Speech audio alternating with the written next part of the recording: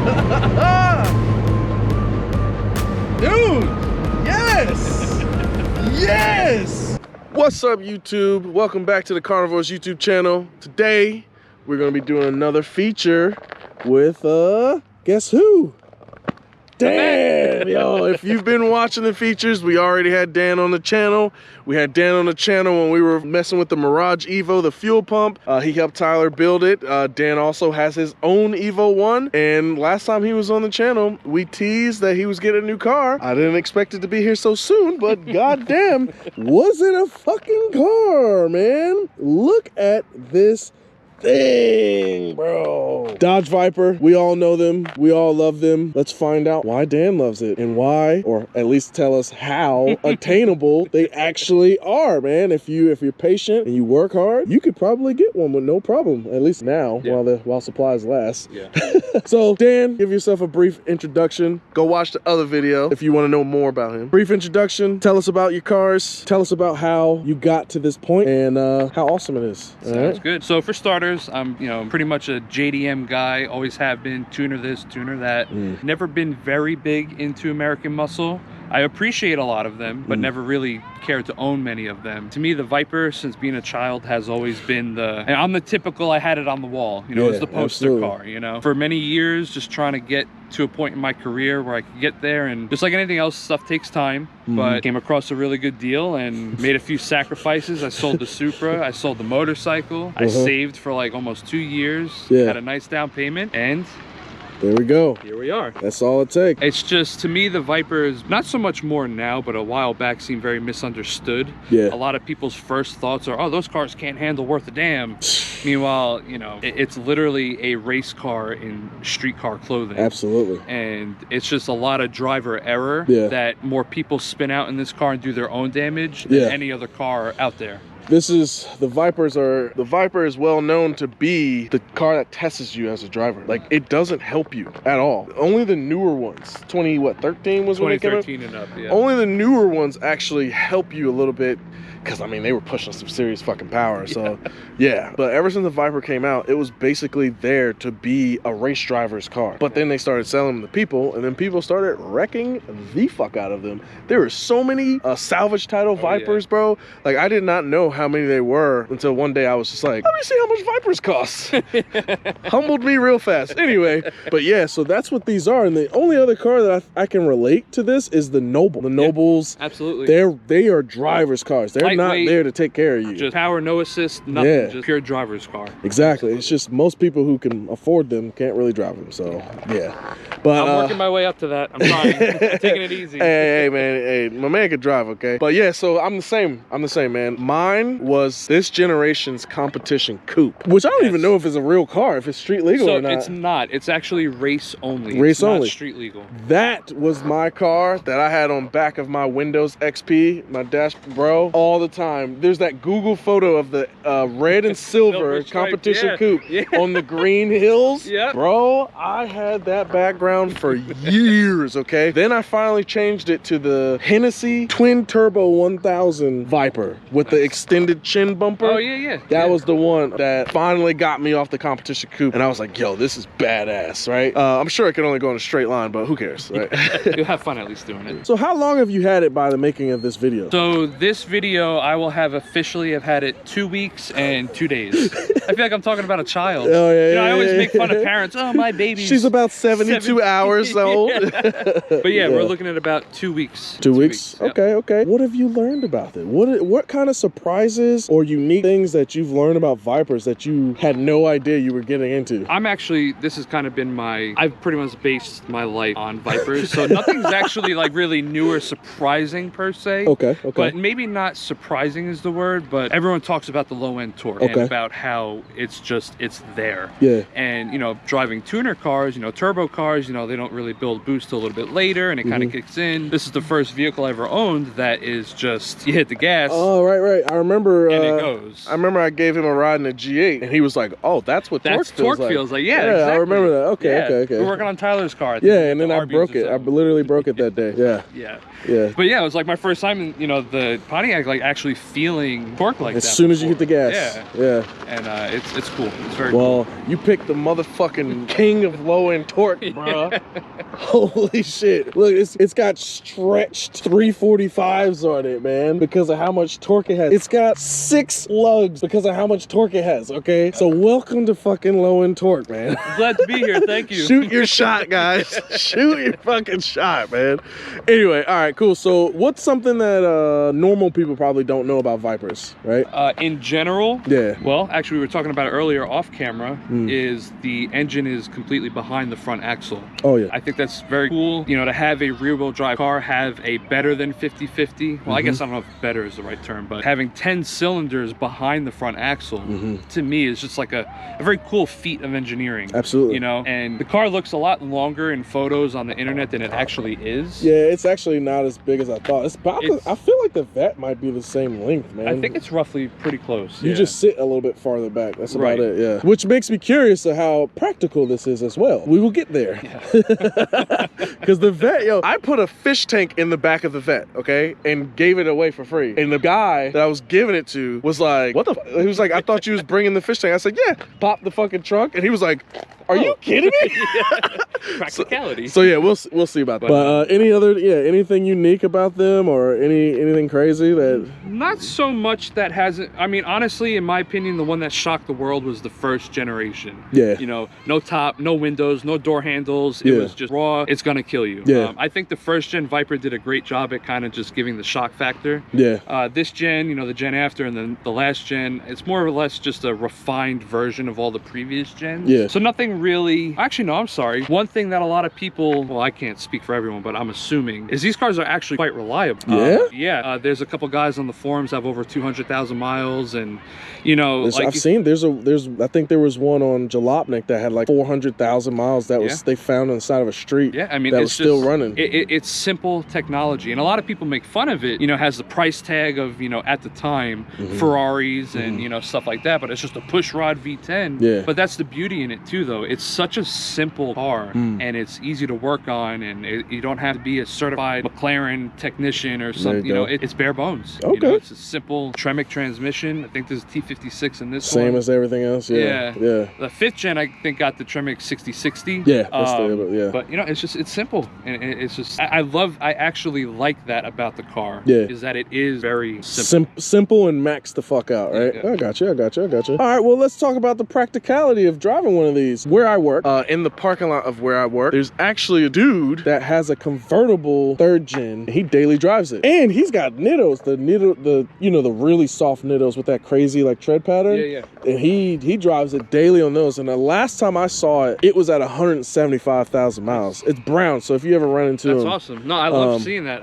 I'm all about driving them. So I asked him, I was like, dude, one day I actually ran into him. I was like, yo, how reliable is that thing? And he was like, I love it. I drive it as much as I can. Since we're talking about practicality, let's talk about how low it is. Have you been over any speed bumps? Yeah, at its stock height, I haven't encountered any wild speed bumps. Yeah. But regular speed bumps, it handles just fine. Just take your time. Yeah, you know, driveways just fine. Yeah. There is something I want to point out. What's that? You mentioned like something people might not know or whatever. Okay. So it's hard to see like right now, but if you look at the 3rd generation Viper's emblem, and turn it upside down, it looks like Daffy Duck. Holy fuck! Do you see it? That is Daffy. Yeah, like you Google the photo and it's like side by side, it's identical. I like the scales too. I didn't know there were scales in there. That is funny. I'm just gonna go buy a Viper just so I can flip the emblem upside down and be like, it's not a Viper. All right, so next, practicality. Let's look at the trunk. Pop the trunk? Yeah, let's pop the trunk, man. Is this a grocery getter like a Vet, man? That does sound promising. It's not the best. It's not the best. Oh, that's not bad, man. What's this, the tank? This would be the gas tank? Yeah, and like just the way the chassis is set up and the tank and everything. That's not bad, dude. I mean, I could fit in there and you could close the door if you wanted to. You know what I'm saying? We're not gonna do that. Yeah, I would say though, the Vet is basically, because it's got saddlebags, right? So there's a tank here and a tank here. So all of this is one flat zone. Yeah. And then it has, where you have a drop, I actually have compartments that I can pull out. Nice. But the reason it's set up like that is because of the target top. So they want you to be able to take it off and then slide it in the back. Yeah. So since this is a hard top, you don't have that problem. But I think that's pretty practical. I could go grocery shopping in this. Oh yeah, you could definitely get some groceries in there. Yeah. But you know, big luggage cases, it's gonna be tight. Yeah, it looks like they set this up for one golf club bag. Yeah, the golf club rating. Yeah, I hate when they do that, but yeah, because the McLaren GT is set like that. Oh, well, you can fit your golf clubs back here. Fuck off, man. Whatever. Anyway, so I think that passes the practicality test, bro. Yeah, I think that does, for what it is, that's good, man. And then let's get inside of it. Let's see how comfortable is it in traffic and on like main roads and stuff like that. So another cool quick little feature. Yeah, I like that. It has electronic door handles. There's no actual physical linkage or anything. Is that a good thing? It's a virtual lock and a virtual door handle. So you just press down. Oh, it's locked. It's locked. You press down and nothing happens. Yeah. Ooh. Interesting. Yeah. Okay. But here's the thing though. If your battery dies. So if your battery dies, come over here real quick. Yeah. There is a spot down under the mirror to put your key in. Oh shit. As like a just in case. Okay, good. And driving it in traffic, like what's the brakes like? What's the feel like? How heavy is the clutch? The clutch is not even half as heavy as the Evo. Holy shit.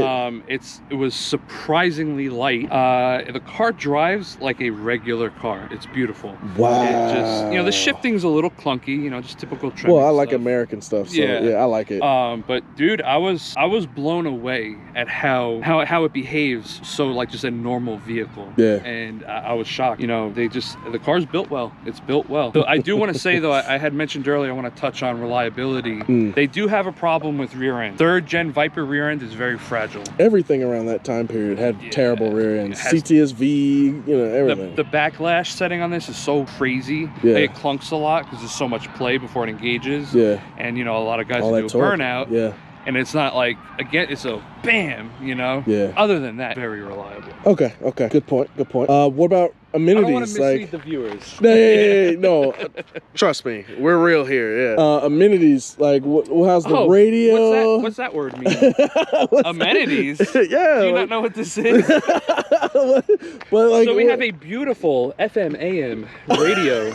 All right. With a CD player. Ooh. Out of, if I'm not mistaken, I think like a Jeep Cherokee or a Dodge Stratus or Intrepid or something. Okay. It is very basic. You have 2 window switches. Okay. You can adjust your mirrors, I see. You have an ashtray that I took out for my very tiny, about 2-inch deep tiny cup holders. Yeah. Oh, it's like the Fat all over again. That's it. Oh, that's it? Yeah. Damn. As far as like actual amenities. Mirrors, unlock, lock. And unlock, yep. Windows, tiny cup holder, little radio. What year is this again? 06. So definitely no Bluetooth.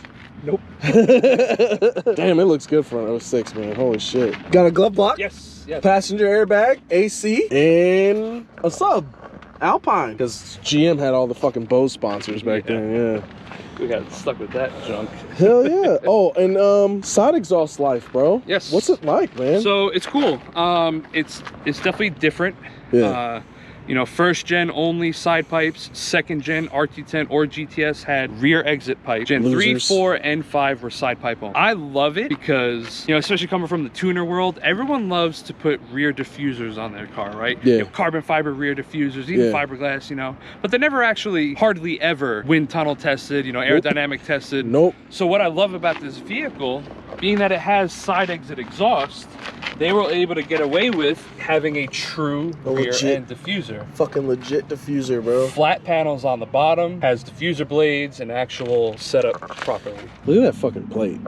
Little babies. What is going on here, man? Dude, I have no idea. That is fucking dope, man. And oh, see, this is one thing I always wonder: is this functional? It does not look like it. It's more just. There's no inlet, so. Right.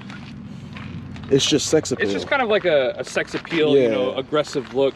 And Covering the taillight. And that's one of the reasons why I like this generation. The only thing I like about the newer generation was that it had the old school clamshell here. And as much as I love this is fine. I mean, this is probably I get better. it, I promise. But the clamshell look, the way that it sits down onto the car, ugh. Mm-hmm. Yeah, no, there's a reason Gen 2 and 5 are so iconic, and that's one of the big reasons. Well, it means that these are cheaper and you can get them. Yeah. And speaking of being kind of cheap, like, to me, I always felt like Vipers are $80,000 cars. Always. Until the new ACRs came out, that shit changed, right? Listen, this guy's just like us. How old are you now? 32. 32 years old. He's got 2 years on me, right? He works a normal fucking blue collar job. Yeah. You know what I'm saying? He puts in his fucking overtime. He's got a very supportive woman. So that's an understatement. That helps, okay? Yes. She's awesome, all right? And you know, he's just like you and me, man. Like, he watches YouTube. Yep. You know what I'm saying? He's got dreams and aspirations. He doesn't make millions of dollars or nothing like that. He lives out in the boonies. You know what I mean? Got, you know, pays his mortgage. Yeah. So yeah, and just tell him, like you said, he worked hard. He saved up his money. He sacrificed some other stuff. He drives shit boxes. Like he doesn't have a car payment. This would be your first car payment, Yeah, this right? is my first car payment in years. Yeah. And how much did you end up getting this for? So, I'm going to give you the price and then kind of explain why I think it's a good deal. Okay. Out the door, we ended up getting it for $68,500. It's a good deal, which man. I know is a lot of money. Yeah. I'm not blind to that. I understand that. Yeah. But what I love about this specific vehicle is, and James, I'm pretty sure you're familiar, we talked about it earlier. Yeah. It has a clean title. Yes. Which is a big deal. Because I've seen a lot of this gen for like 35K or 25K. The first gens did dip down to 20, but they started going right back up. And I saw these dip down, but they were always extremely high miles, or they were just very fucking clean salvage titles. Yep. Very clean. Yeah. So when you told me 68 and it has how many miles? 25,000. Fucking nuts, man. That's a new car. Pretty much. This is a brand new car, man. It was just like pretty much finally just broken in. Yeah, yeah. Like, all right, here you go, have All fun. right, here you go. Yeah. If this was a defective, it would already be known by now. You know what I'm saying? Then the only other way I would do it is if it has 25,000 miles or if it has 225,000 miles, because then that means that somebody already dealt with everything, all the issues, and they fixed it all. So now it's basically a new car just out by default. You know what I mean? But yeah, dude, that's a good deal. And then what's a normal deal like? What's something regular? Like the average. So this is a Gen 3. It's not as sought after as a Gen 4. Right now. They look very similar. Gen 4 has, 8.4 liter engine, has a different hood, revised transmission. It's just overall is a better car. There's no doubt. 600 horsepower instead of 500. Yeah. So the Gen 4 is sweet, but you're also paying for it. But because of that, these are significantly cheaper. People are looking over them. Yeah, and I'm just sitting here like, man, I'll be happy with anything. Absolutely. As long as it's a coupe, I'm good. Second, third, fourth, fifth gen, I don't care. Yeah. Coupe is life, right? Yeah. Yeah, I don't know, man. So the average for these right now with the miles, clean title, low ownership, right around 75 to 80 in like right now's market. So when I saw clean title, the car's very clean in general, low miles for 68.5, and of all places, I got it from a dealer. Yeah. Which I thought was odd. Yeah. But yeah, it's been fantastic. It's only been 2 weeks, but it's been fantastic. So why do you think this one was so cheap? I mean, I saw like it had like one scratch right here. Oh, that's just hair. Let's get that off of there. Damn, that's your girl's hair. Probably. Definitely. That long. I saw one like. Yeah, there's definitely trunk area. Damn it! Yeah, that, and then that. That's it. I think that was all I saw. There's like one little rock chip on the hood. Yeah. Right. One rock chip, bro. Which I'm okay with. One, actually two. Bam. Two chips. Two chips. That's it. And then some scrape marks, which is necessary. Yeah.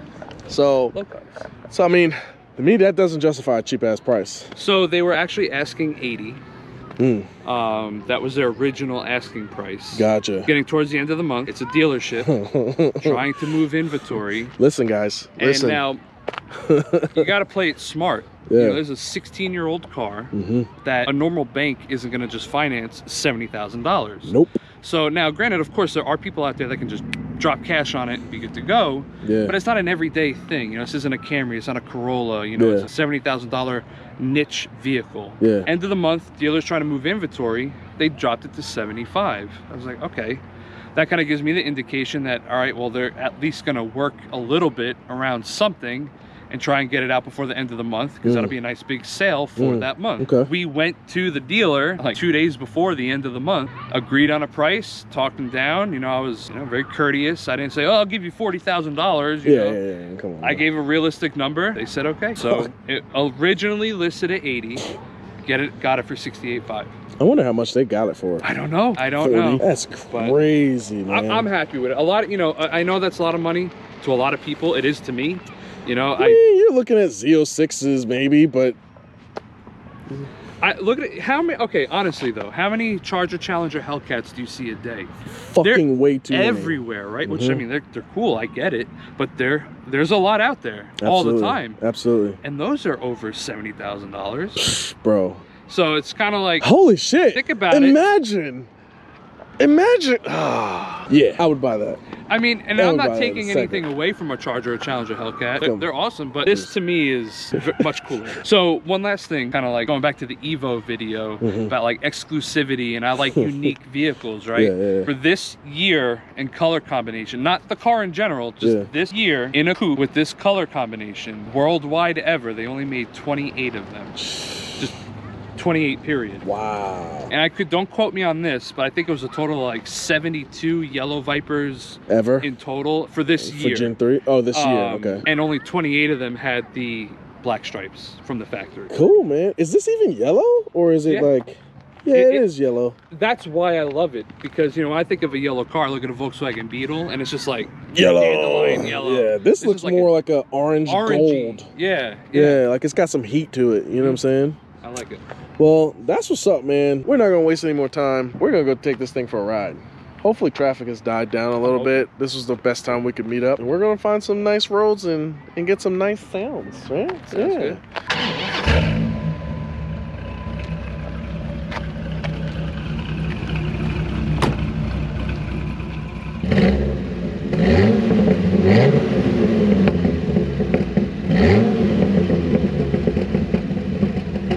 Damn.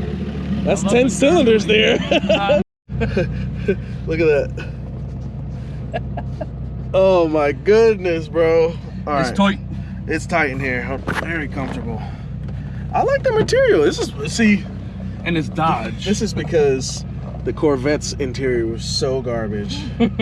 They were like, yo, we have to be marginally a tiny bit better. We have to be better, man. It hugs you, man. Holy crap. Yeah, you're not really going I can anywhere. road trip in this. Yeah, we drove 4 hours from Georgia when we bought it. And drove it back? Yeah. Fuck yeah. Oh my, dude. The visor is just so thin of a window, man. Yeah. That's crazy. Yeah, that hood though. Yeah, parking that. Look at the fenders though, how they like Dude, raise up. They're so aggressive. They don't even look that aggressive outside. Yeah. The back looks about right. Like that's what I imagine. Right. But the front, I mean, dude, that is slicing through the air, bro. And funny enough, I don't know, I might ruin this for you.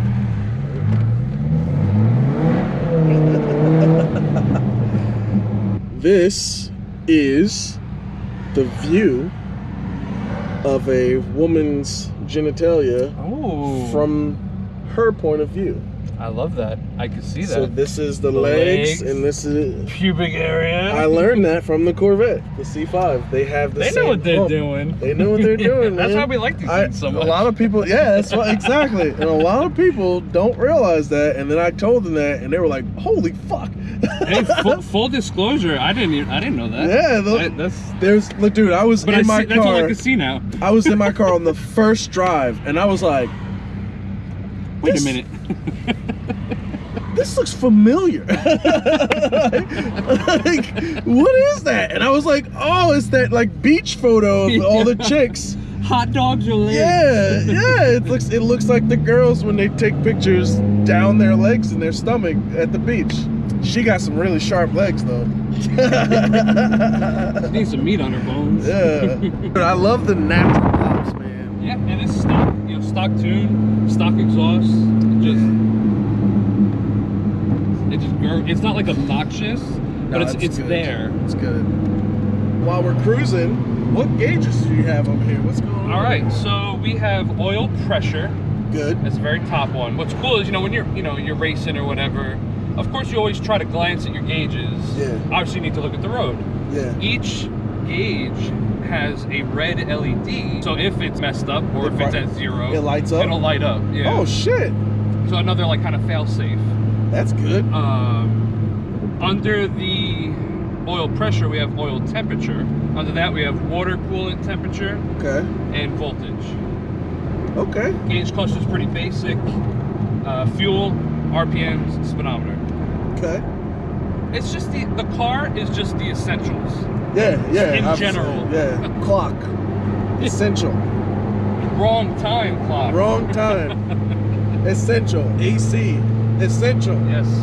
Yeah, and I'm keeping the AC in this one. Yeah, absolutely, bro. Absolutely. The more I sit in here, the more comfortable I am, man. Like, once you kind of get into it and relax, everyone told me that this car was going to be so uncomfortable. Now, granted, it's not a Cadillac by any stretch. No. But dude, I'm comfy.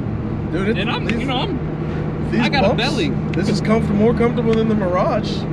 So the bumps are like kind of smooth, Yeah, it absorbs them pretty well. Yeah. But I just love it, man. It just drives like a regular car, Yeah, man. I'm already yawning, I'm chilling, man. Gotta change that. Oh shit! Oh shit! Dude, yes, yes. You were shifting low. Yeah. It always puts a smile on me. Oh my goodness. That is raw, bro. That is raw fucking 500, what, torque? I think it's like 535 or something like Woo, that. bro. That V10 life must be fucking nice, man. Not at the gas pump. Hey, miles per gallon, yes, sir. bro. SPGs is where it's at. Yeah, dude. Bro, that genuinely fucking threw me back to the seat, man. Did they crash? Oh shit. Dude, thunder, bro. Thunder. Oh, stuck. They got stuck in it. Thanks, appreciate it. Y'all need a tow? This can tow it, that's for sure.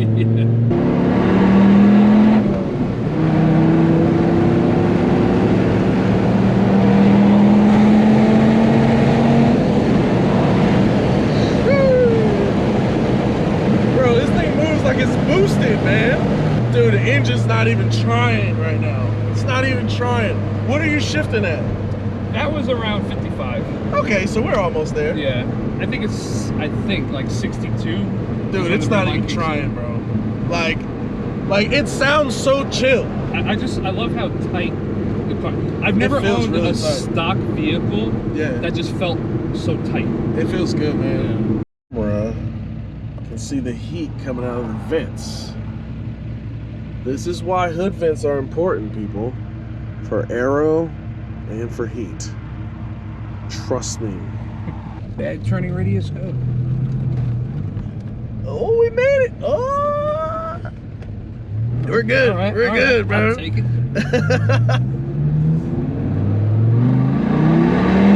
Fuck.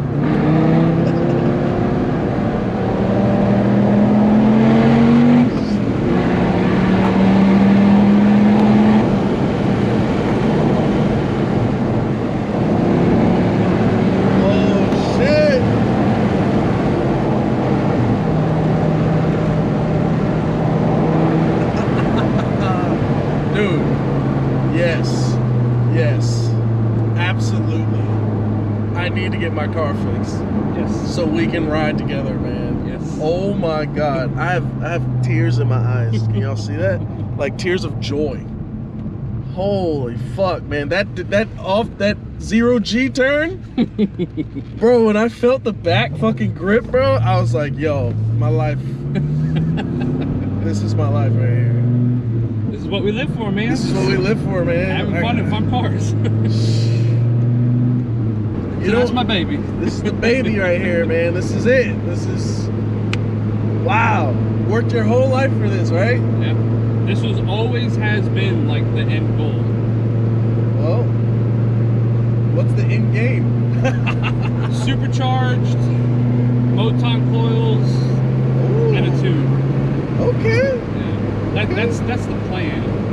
It's just gonna take a while to get there. Yeah, it'll take your time, man. You don't need that power right now.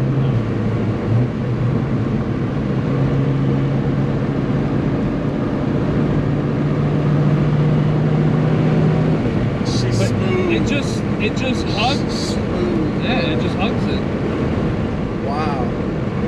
When you're accelerating through a corner, you're doing pretty good with your life. You know what I mean? And you have control. Yes.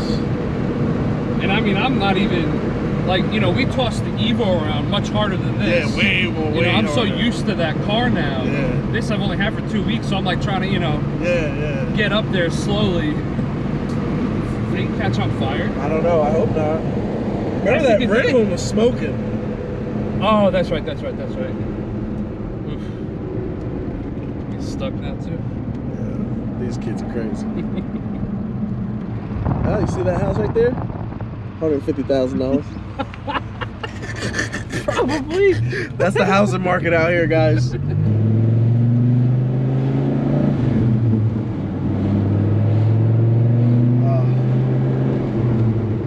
Just the shifts, the sounds. It's so smooth. The side exhaust. For this to be a stock exhaust is amazing. It is quiet though. Like, it ain't harassing everybody. But I feel like, you know, YouTube videos and stuff don't really do it justice. Yeah. Is it quiet? Absolutely. But it's louder, in my opinion, than I thought it would be. Yeah. You know, for stock exhaust. Yeah. Oh yeah, my leg's getting hot. Oh yeah, be careful. Yeah, the side exhaust, man. What an experience. Thank you for this opportunity, kind sir. Thank you for having me, man. Yeah, man. Pleasure. YouTube, I hope y'all enjoyed that as much as I did. I know it's not gonna be the same as y'all riding in it, but if you know anybody with a Viper, ask them for a ride, man. I didn't know anybody with a Viper until 2 weeks ago, so. Once again, thank you for watching. If you ever wanna be featured on the channel, you got something cool you want me to ride in, if you're interested in something like that, just hit me up, DM me, Instagram, Facebook, it doesn't matter. Or just comment on YouTube, tell me where you are and see what you drive, and we can see if we can work something out. Check out all of our other features. He's got some if you haven't seen it with the Evo 1. I hope y'all are enjoying this content. I hope y'all having fun like I am making this kind of stuff. Video uploads have been pretty slow because life, bro. Yeah. But make sure you guys check our Instagram, check our Facebook, check our Facebook group, like and subscribe. It's time to eat. We are fucking starving. So y'all have a good one.